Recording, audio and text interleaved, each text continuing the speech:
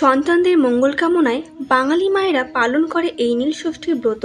কথায় আছে, নীলের ঘরে দিয়ে বাতি জল খাও গো পুত্রবতী। কথায় পুত্রের কথা বলা হয়েছে বলে কেবল পুত্রের জন্য ব্রত তা নয়, পুত্র অর্থাৎ এখানে পুত্র ও কন্যা উভয় সন্তানদের কথাই বলা হয়েছে। প্রতি বছর চৈত্র মাসের সংক্রান্তির আগের দিন অর্থাৎ চৈত্র মাসের শেষ হওয়ার আগের দিন ব্রত পালন করে থাকে সন্তানবতী হিন্দু রমণীরা।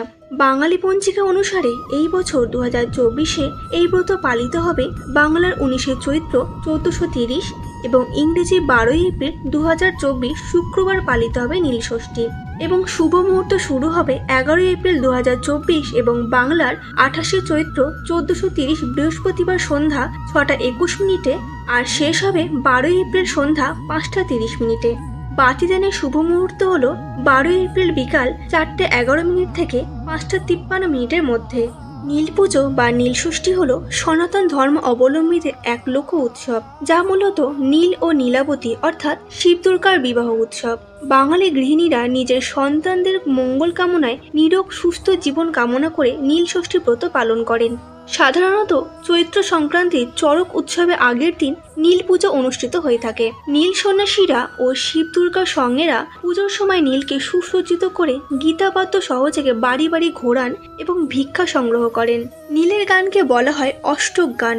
ওই দিন সন্ধ্যাবেলায় সন্তানবতী হিন্দু রমণীরা সন্তানের কল্যাণার্থে প্রদীপ জ্বালিয়ে শিব পুজো করে সারাদিনে উপবাস ভঙ্গ করেন। নীল বা নীলকণ্ঠ মহাদেব শিবেরই অপর নাম। সেই নীল বা শিবের সাথে নীলচণ্ডিকা বা নীলাবতী পরমেশ্বরী পার্বতীর বিয়ে উপলক্ষে লৌকিক আচার অনুষ্ঠান সংগঠিত হয়। কাহিনী অনুসারে দক্ষযজ্ঞে দেহত্যাগের পর শিবজয়া সতী পুনরায় সুন্দরী কন্যারূপে নীলোধ্বজ পর্বতরাজার গৃহে আবির্ভূত হন। রাজা থেকে নিজ কন্যারূপে লালন পালন করে শিবের সাথে বিয়ে দেন। বেলকাঠ থেকে নীলের মূর্তি তৈরি করা হয়। চৈত্র সংক্রান্তির বেশ আগেই নীলকে মণ্ডপ থেকে নিচে নামানো হয় এবং নীল পুজোর আগের দিন অধিবাস বা নিরামিষ ভোজন করে সংযম পালন করা হয়। অধিক রাত্রে হয় হাজরা পূজা অর্থাৎ বিয়ে উপলক্ষে সকল দেবতাকে আমন্ত্রণ করা। হাজরা পুজোয় শিবের চেলা বা ভূত পেতেরা দেবাদিদেব মহাদেবকে পোড়া শোল মাছের ভোগ দেয়। পরদিন নীল পুজোর সময় নীলকে গঙ্গা জলে স্নান করিয়ে নতুন লাল শালু কাপড় পরিয়ে অন্ততপক্ষে 7টি বাড়িতে নীলকে ঘোরানো হয়। এবার জেনে নেওয়া যাক নীল ষষ্ঠীর ব্রত কথা।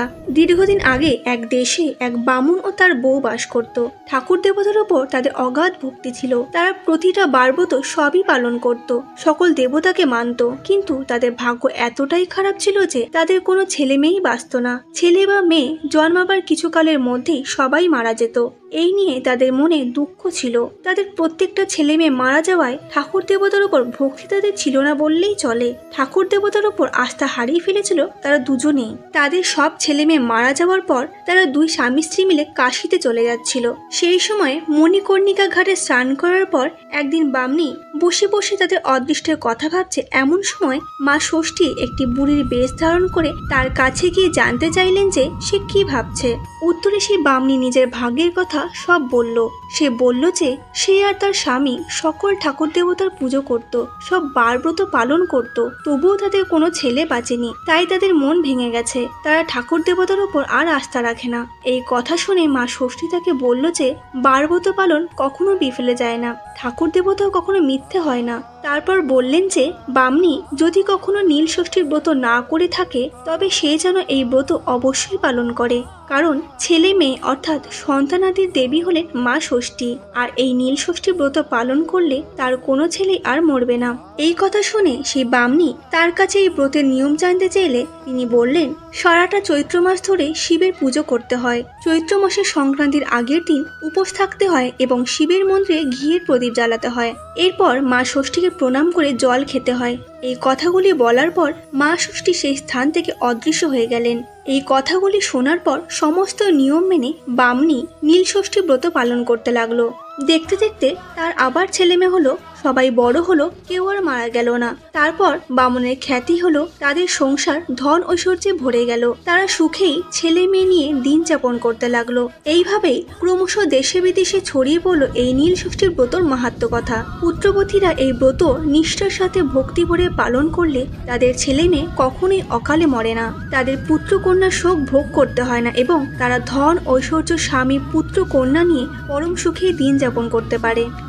কেমন লাগলো আমাদের আজকের আয়োজন? ভালো লাগলে অবশ্যই লাইক করতে ভুলবেন না। ফিরে আসবো আবারও অন্য কোনো তথ্য নিয়ে। ততক্ষণ ভালো থাকবেন এবং এই রকম আরও সনাতন ধর্ম সম্পর্কিত ভিডিও পেতে আমাদের পুরাণ কাহিনীর সাথে থাকুন। ধন্যবাদ।